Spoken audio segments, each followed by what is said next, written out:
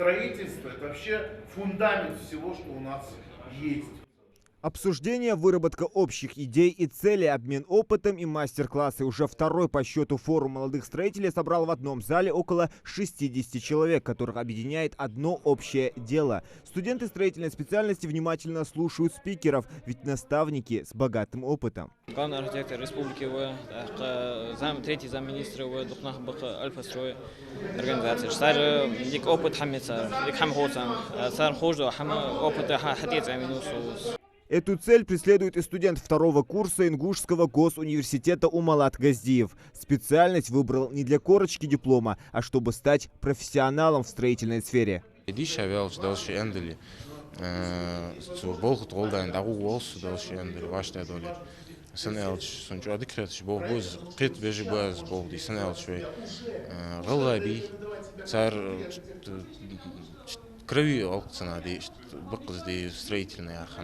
Ингуши – прирожденные строители. Даже слово «галгай» переводится как «строители башен». Многовековые сооружения по сей день удивляют самых опытных строителей со всего мира. Как их возводили, до сих пор остается загадкой. Сегодня башни и другие крупные объекты строят уже на равнине. И все, как говорили предки, на века.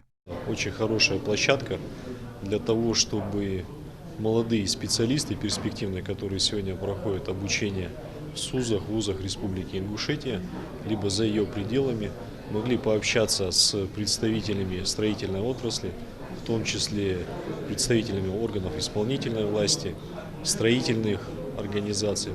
Острая нехватка профессиональных кадров в этой отрасли, популяризация и повышение престижа профессии строитель – вот главные цели форума, которые изначально преследует в своем машуковском проекте Аслан Евлоев. Выпускник стройфакультета СКФУ, в прошлом сам активный участник таких площадок. Участвовал на всероссийских форумах, именно строительных, и в Смоленске, и в Воронеже. И я подумал, что было бы хорошо провести такого рода мероприятия и в Ингушетии.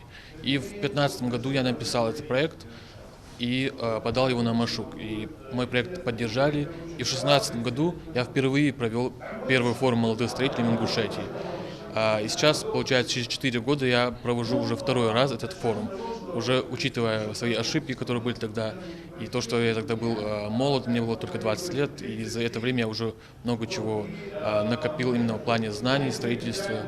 Проект Аслана Евлоева выиграл на Машуке в прошлом году. Эта встреча в основном включает в себя теорию, а вот практика ожидается в следующем году, когда будет организована третья в регионе подобная площадка. Ведь в этом году он снова защитил свой проект. Еще один нюанс. Весь стройматериал, который будет закуплен, после реализации передадут нуждающимся семьям. Зильмхан Калоев, Хас Магомед Майсигов, Новости 24.